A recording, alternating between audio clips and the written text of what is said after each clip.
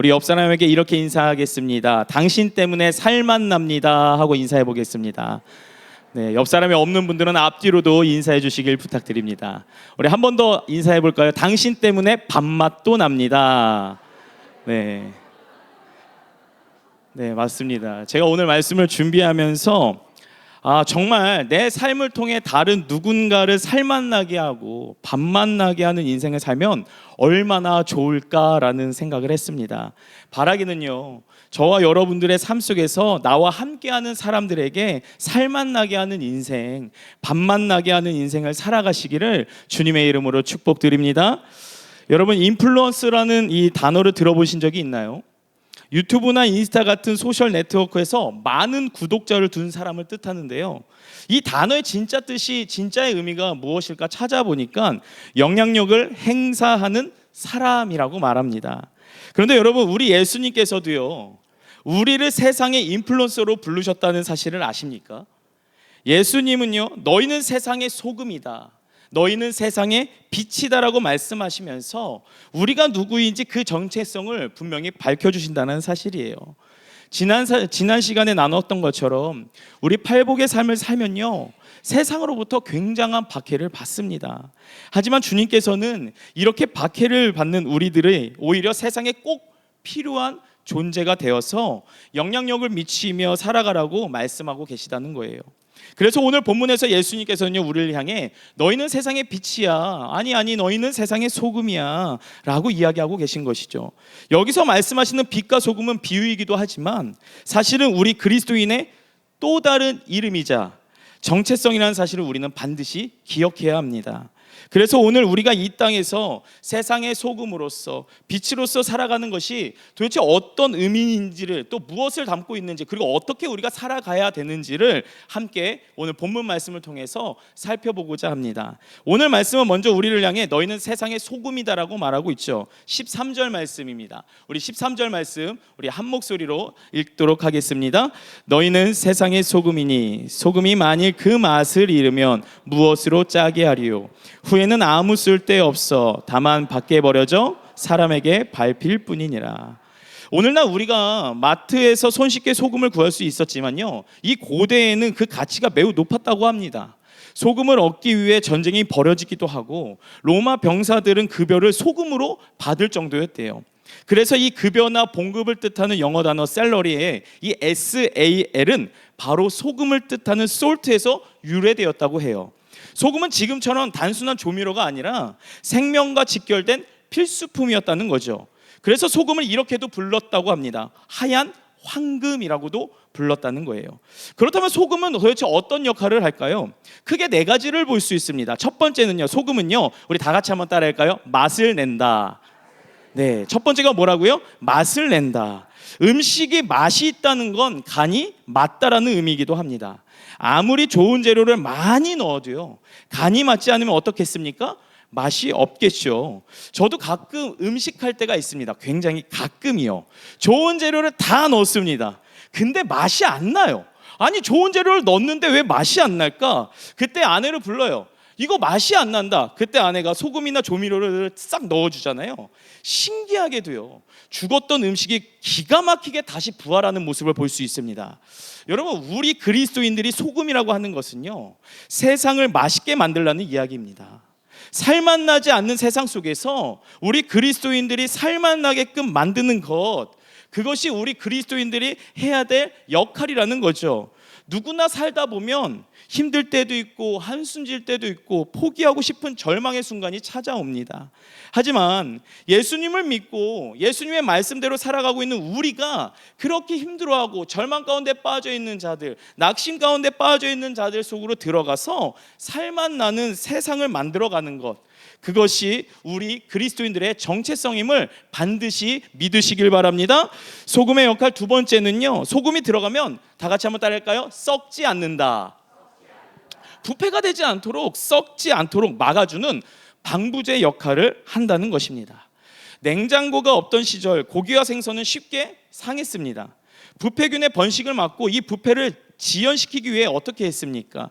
고기나 생선에 소금을 문질렀어요.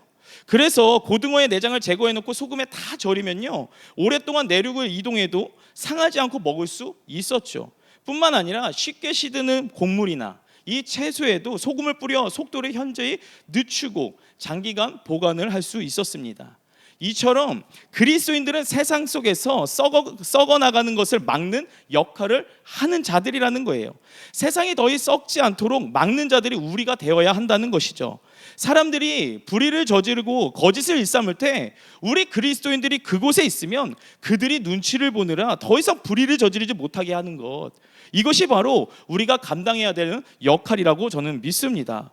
그리고 세 번째, 소금이 또 하는 다른 기능이 있는데요, 소금은요, 사람들에게 생명에 대한 갈증과 갈망을 일으키는 것을 의미합니다. 소금을 먹으면 어떻습니까? 갈증을 호소하게 됩니다. 바로 삼투압 현상 때문에 그렇습니다. 소금의 농도가 몸속 세포의 물 농도보다 높아지면은요, 이 삼투압 현상으로 인해 몸속에 수분이 빠져나가 갈증을 느끼게 되더라는 거예요. 그래서 소금은 갈증을 유발시켜요. 따라서 우리가 세상의 소금이 된다라는 것은요, 사람들에게 영적인 갈증을 일으키는 사람이 되어야 된다라는 의미입니다. 우리의 삶을 보면요, 와, 저 사람은 정말 뭔가 특별한 게 있어. 아니, 저 사람은 상황과 여건을 보면은, 아니, 울음이 나와야 될 상황인데 웃고 있어, 기뻐해, 평안이 넘쳐. 나도 저 사람처럼 살고 싶다, 이렇게 느껴지도록 해야 되는 게 우리들이라는 거예요. 우리 삶 속의 거룩함과 기쁨을 통해 세상이 채워지지 않는 갈증을 느끼고 진정한 만족을 찾아 예수님께 나아가도록 우리 삶을 통해서 세상 사람들이 보고 느끼고 주님께로 인도해야 된다는 거죠. 그래서 우리가 예수님을 닮아 소금으로서 삶을 살아가게 되면은요, 사람들은 예수님을 갈망하게 됩니다. 예수님을 간구하게 되더라는 것이에요. 그런가 하면 넷째로, 소금은요, 다 같이 한번 따라해 보겠습니다. 치료자의 역할, 치료제 역할을 한다는 거예요. 다치거나 아픈 부위에 소금을 뿌리면 지혈이 되고 상처가 아물기도 합니다. 열왕기하 2장 21절 말씀을 보면은요, 이런 말씀이 있습니다. 제가 읽도록 하겠습니다. 엘리사가 물 근원으로 나아가서 소금을 그 가운데 던지며 이르되, 여호와의 말씀이 내가 이 물을 고쳤으니 이로부터 다시는 죽음이나 열매 맺지 못함이 없을지니라 하셨느니라 하니. 엘리사는 이 소금을 통해 나쁜 물을 정화시키고 다시 마실 수 있게 했습니다. 이 소금에는요, 정화와 치유의 기능도 가지고 있다는 것이에요. 우리가 그리스도인으로서 소금과 같이 살아갈 때 수많은 상처와 아픔을 가진 사람들과 함께 아파하고 중보하며 그들의 이웃이 되어 주어야 한다는 것이에요. 우리의 따뜻한 마음과 언어, 말, 위로가 절망 속에 있는 사람들에게 작은 치유와 회복이 될 수 있기 때문에 그렇습니다. 그런데 만일 이 소금이요, 짠맛을 잃으면 어떻게 될까요? 맛을 내지 못하고 부패를 막지 못하고 갈증을 일으키지 못하고 치료제 역할을 하지 못하면 어떻게 될까요?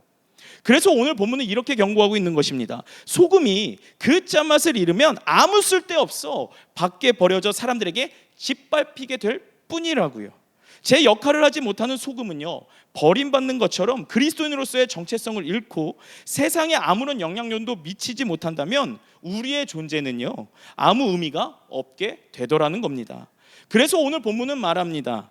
소금이 그 짠맛을 잃으면 쓸데없어 밖에 버려져 사람들의 발에 밟힐 뿐이다. 아무짝에 쓸데없다라는 것입니다. 그런데 저는 이 부분을 묵상하면서 한 가지 궁금증이 생겼어요. 혹시 살면서 짠맛 잃은 소금을 먹어본 분이 계신가요? 짠맛을 잃은 소금, 저는 먹어본 적이 없습니다. 아니, 도대체 짠맛을 잃은 소금이 무엇인가 궁금해서요. 그리고 도대체 짠맛 잃은 소금이 있나? 라고도 궁금해서 여러 주석 책들을 좀 찾아보았습니다. 근데 여러 주석들을 찾아보니 이 말씀은요, 우리나라의 시각으로는 이해가 어렵다는 것을 알게 되었어요. 사실 이 말씀은 원어를 해석하고 당시 팔레스타인 지역 소금의 특성을 이해하면 우리는 훨씬 더 깊은 의미를 알 수 있습니다. 오늘 본문의 13절을 보면 너희는 세상의 소금이라고 나오는데, 여기서 세상이라는 단어에는요, 원어로 봤을 때 땅이랑 흙이란 뜻도 담겨져 있습니다. 따라서 원어적으로 정확히 해석하면 세상의 소금이니도 되지만 땅의 소금, 흙의 소금이라고 번역할 수도 있다라는 거예요. 실제로 소금에는요, 세 종류로 나눌 수 있습니다. 우리나라처럼 햇빛이 내릴 쬐는 갯벌에서 만들어지는 천일염이 있고요, 두 번째는 바닷물을 인위적으로 증발시켜 만드는 정제염이 있고, 세 번째는 지하의 소금층이나 광산에서 캐는 암염이라는 게 있습니다. 고대 팔레스타인 지역에서는요, 오늘날처럼 소금을 이 바닷물을 증발시켜 얻은 이 정체된 마치 순도 높은 소금이 아니라 땅에서 채취한 불순물이 많은 암염을 사용했다고 해요. 이 암염에는요, 석고, 흙, 광물질 등이 섞여 있어서 보관을 잘못하거나 습기나 햇볕에 노출이 되면은요, 영분 성분이 모두 다 빠져나가고 찌꺼기가 남게 되더라는 거예요. 겉보기에는 여전히 흰색으로 소금처럼 보이지만 실제로는 염분이 빠진 맛과 기능을 잃어버린 가짜 소금이 된다는 것이죠. 즉 짠맛을 잃은 소금은 더 이상 소금이 아니라 그냥 흙, 돌멩이에 불과하다는 것입니다. 또한 15절에 이 맛을 일타의 헬라어 모란데는 어리석게 하다, 둔해지다, 무미건조하게 되다라는 뜻을 가지고 있어요. 이는 소금이 그 기능을 상실하고 본질을 잃어버리게 되면 둔해지고 무미건조한 상태가 되니까 결국 아무 쓰잘데기가 없고 버려지게 되더라는 겁니다. 그래서 실제로 고대 이스라엘에서는요, 이 짠맛을 잃어버린 소금은요, 쓰레기 취급이 되고 밖에 버려졌다고 합니다. 심지어 사람들의 휴식 공간이었던 가옥의 옥상에 뿌려져 흙을 딱딱하게 하는 굳히는 용도로 사용되기도 했다고 해요. 그러니까 이 말씀은 우리에게 너희가 소금이지만 그 역할을 제대로 하지 못하면 버려지고 짓밟히게 될 것이라고 경고하고 있는 것이에요. 결국 오늘 본문 말씀이 우리에게 말씀해 주시는 메시지가 무엇입니까? 우리도 마찬가지라는 거예요.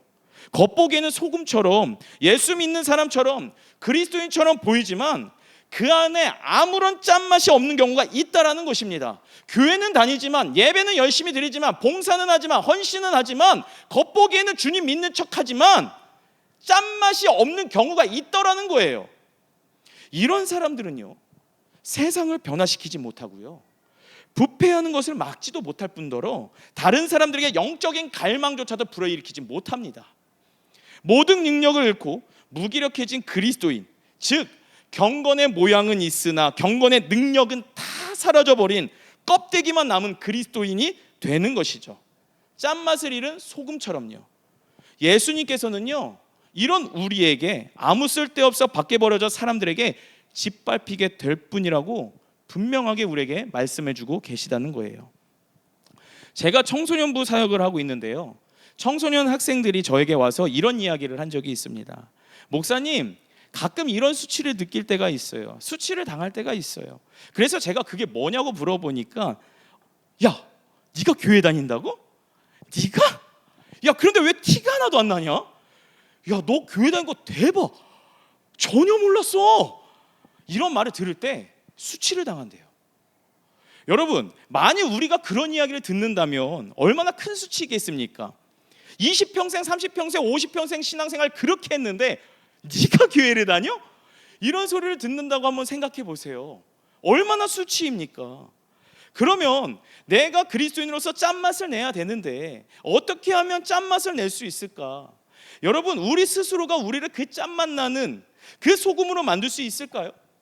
우리가 세상 가운데 빛이 될 수 있을까요? 제가 이 부분을 묵상하다가 예수님께서 우리에게 소금이라고 말씀하시고 빛이라고 이야기하셨는데, 내가 소금과 빛이 될 수 있는 비결은 도대체 뭘까? 여러분, 내가 스스로 짠맛을 내는 소금이 될 수 있을까? 내 스스로 빛이 될 수 있을까? 사실 그 능력은 나에게 있는 것이 아니라는 거예요. 오늘 본문에서 예수님은 너희는 세상의 빛이다라고 분명히 이야기하셨죠. 그런데 성경은 이 빛의 존재가 누구인지를 분명히 알려주고 있습니다. 오늘 함께 읽은 본문에서도 나오긴 하지만 요한일서 1장 5절 말씀부터 먼저 보도록 하겠습니다. 요한일서 1장 5절 우리 함께 읽도록 하겠습니다. 우리가 그에게서 듣고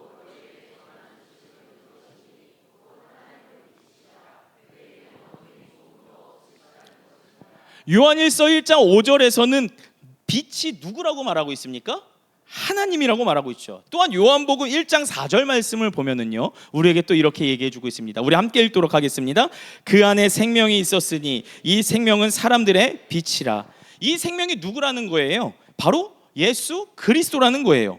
결국 예수님이 어떤 분이시냐면 어두운 가운데 있었던 이 땅의 수많은 사람들에게 빛을 비춰주시는 생명의 빛이 되시는 분이라는 것을 요한복음에서 이야기해 주더라는 겁니다. 즉 빛은요 하나님이시고 예수님이시라는 거예요. 근데 보세요, 그에 반해 우리는 스스로 빛이 될 자격이 없습니다. 왜냐하면 성경에서도요 의인은 없으나 없나니 하나도 없다라고 이야기하잖아요. 사도 바울은 자기 자신에 대해 뭐라고 말합니까? 오라 나는 곤고한 사람이로다라고 한탄을 했어요. 이 말은요 불쌍하고 비참한 사람이라는 거예요. 내 안에 생명의 법과 사망의 법이 함께 있어 늘 죄로 기울고 넘어질 밖에 없는 비참한 존재임을 사도 바울은 고백했다라는 거예요. 따라서 우리는요 스스로 빛이 될 자격이 없습니다. 그리고 빛이 될 수도 없다라는 거예요. 우리 스스로 빛을 발할 수 없어요. 하지만 우리가 빛이라고 불리는 것은요 내 안에 예수님이 계셔서 그분이 빛, 세상에 드러내는 존재라는 의미라는 것이죠. 예수님은 어둠을 밝히 비추시는 빛이십니다. 또한 예수님은요 짠맛을 내는 소금이십니다. 그러니 내가 소금이라고 하는 것은 나에게 짠맛의 근원이 있는 것이 아니라 내 안에 예수 그리스도를 모시고 살아갈 때 그 짠맛이 자연스럽게 새어나와 세상에 스며들게 되더라는 겁니다. 그래서 요한복음 15장 5절 말씀을 보면 이렇게 말해주고 있어요. 요한복음 15장 5절 말씀 우리 함께 읽도록 하겠습니다. 나는 포도나무요 너희는 가지라.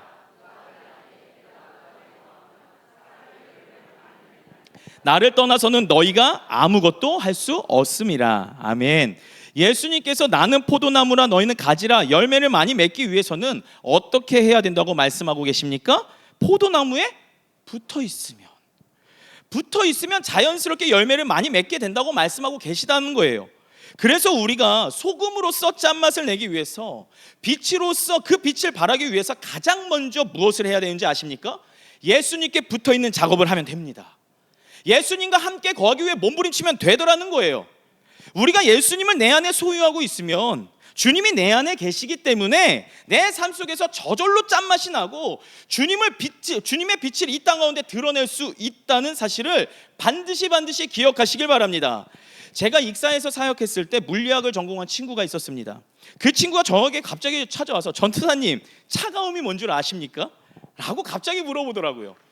정말 생각해 본 적 없는 질문을 갑자기 물어보니 저도 깜짝 놀라서 머뭇거렸습니다. 그래서 제가 차가움에 대해 생각해 본 적이 없는데 라고 말하자 그 친구가 저한테 이렇게 말하더라고요. 전도사님 차가움은 없습니다. 차가움은 실체가 없습니다. 존재하는 것은 열뿐입니다. 열이 있으면 30도, 열이 없으면 10도, 열이 더 없으면 영하 10도, 열이 훨씬 더 없으면 영하 50도. 즉 차가움이란 건 실체가 없습니다. 그러므로 물리학에서 차가움의 정의는 열의 부재라는 거예요. 그 말을 듣는 순간 큰 깨달음을 얻었어요. 아 진짜 차가움이 실체가 아니구나. 오직 열만 존재하는구나. 그래서 제가 그 친구에게 다시 물었습니다. 사실 지금 생각해보면 조금 있어 보이려고 물어봤던 것 같아요. 그러면 너 어둠이 뭔지 아니? 이렇게 물어봤어요. 네, 그래도 신학을 했잖아요. 그래도 전도사인데 그 당시에 너 어둠이 뭔지 아니라고 물어봤습니다. 여러분 어둠이 무엇인지 아십니까? 맞습니다. 다 알고 있죠. 근데 그 친구는 알고 있었더라고요. 그래서 제가 얘기했어요. 어둠은 그래도 당당하게 빛의 부재야. 아무리 짙은 어둠이라도 빛이 들어오는 순간 어둠은 사라집니다. 어둠이 빛을 이겨본 적 있으십니까? 아무도 없을걸요. 환한 빛 앞에 어둠은 결코 이길 수 없다라는 거예요. 빛이 없기 때문에 어둠이 오는 거라는 거죠. 그러므로 여러분 반드시 우리가 기억해야 될 한 가지 사실이 있습니다. 우리는 어둠과 싸울 필요가 있다 없다? 없다라는 거예요. 왜냐하면 어둠이 실체가 아니기 때문에 그냥 조용히 그 빛을 가지고 오면 끝입니다. 빛을 가져오는 순간 짙은 어둠일지라도 빛이 들어오는 속도보다 어둠이 더 빠르게 사라지게 되더라는 거예요. 근데 성경에서 이 빛을 누구라고 말했습니까? 예수님, 하나님이다라고 분명히 말했죠. 요한복음 8장 12절 말씀도 우리 함께 읽도록 하겠습니다. 다 같이 읽겠습니다. 예수께서 또 말씀하여 이르시되 나는 세상의 빛이니 나를 따르는 자는 어둠에 다니지 아니하고 생명의 빛을.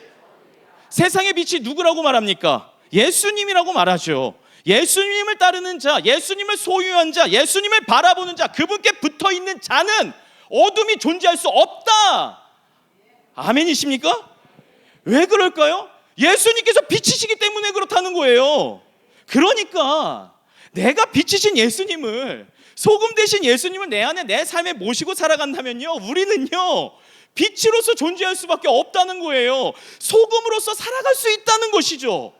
그런데 만일 우리가 그 짠맛을 밖으로 흘려내보내지 않고 마치 꽉 막힌 독처럼 스스로를 가둔다면 어떻게 될까요? 예수님이 우리 안에 계신데도 불구하고, 그 빛을 우리가 가지고 있음에도 불구하고 그거를 내 스스로가 꽉꽉 막고 있다면요, 결국 여러분, 내 안에 빛이신 소금이신 예수 그리스도가 있는데 그 빛을, 그 짠맛을 세상에서 드러내기 위해서는요, 영향력을 끼치기 위해서는요, 우리가 반드시 해야 될 두 번째 조건이 있다라는 거예요. 그게 뭐냐 하니까 우리는요 흔적도 없이 녹아져야 된다는 거예요. 그 빛이 세상으로 향할 수 있도록 우리가 투명하게 사라져야 합니다. 여러분, 소금이 결정체로 그냥 그대로 있으면요 짠맛을 간직할 수 있을지 모르겠지만 세상에 그 짠맛의 영향력을 끼칠 수 없습니다. 언제 짠맛의 영향력을 끼칠 수 있을까요? 흔적도 없이 녹아질 때입니다. 빛이 세상 가운데 비출 수 있는 것은요, 우리가 사라지고 예수님의 빛이 세상 가운데 비추게 할 때 우리가 그 빛을 비추는 빛으로서 사명을 감당할 수 있다는 사실을 반드시 믿으시길 바랍니다. 그래서 우리가 세상 속에서 그리스도인으로서 살아간다는 것은요, 그건요 한마디로 표현하면 흔적 없이 사라지는 것을 의미합니다. 내 생각, 내 기준, 내 고집, 내 욕심, 나의 자아를 죽일 때야 비로소 우리는 빛과 소금의 삶을 살아갈 수 있다는 것이에요. 근데 오늘 말씀을 묵상하면서 한 가지 주의 깊게 보아야 할 점을 발견하게 되었습니다. 오늘 이 마태복음 5장 13절에서 14절 말씀을 보시면요, 예수님께서는 너희는 소금이다, 너희는 빛이다 라고 말씀하시지 않아요. 너희는 세상의 소금이다, 너희는 세상의 빛이다 라고 분명히 말해주고 있죠. 예수님을 내 안에 모셔서 짠맛을 내고 빛이신 예수님을 내 안에 가지고 있는데 우리가 있어야 할 곳이 어디라고 지금 성경은 말해주고 있습니까? 세상 한가운데라는 거예요. 세상 한가운데서 흔적도 없이 녹아 사라져서 그 짠맛을 세상에 스며들게 하는 소금이 되어야 한다는 것입니다. 또한 빛을 가지고 세상 가운데 나아가서 어두운 세상을 비추는 빛이 되어야 한다는 것이에요.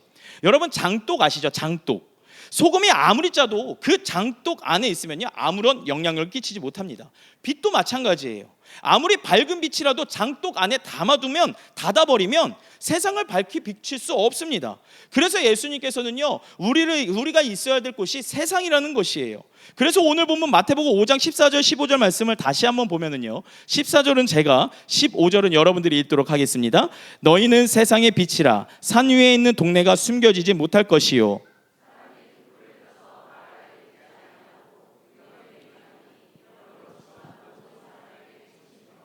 아멘.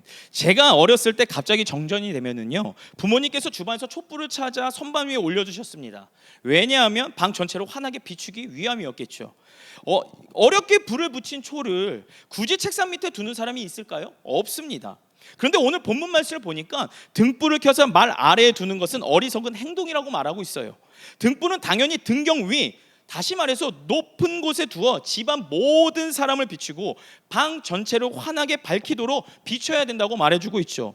그런데 방금 읽은 이 마태복음 5장 14절에서 15절 말씀을 유진 피터슨 목사님이 쓰신 메시지 성경에서는 이렇게 각색해서 번역하고 있습니다. 먼저 14절 말씀인데 한번 들어보세요. 너희는 빛이 되어 세상에 하나님의 빛깔을 드러내라고 여기 있는 것이다. 여기에 보면 우리 빛이 되는데 누구의 빛깔을 드러내라고 말하고 있습니까? 나의 빛입니까? 하나님의 빛입니까? 하나님의 빛깔을 얘기하고 있습니다.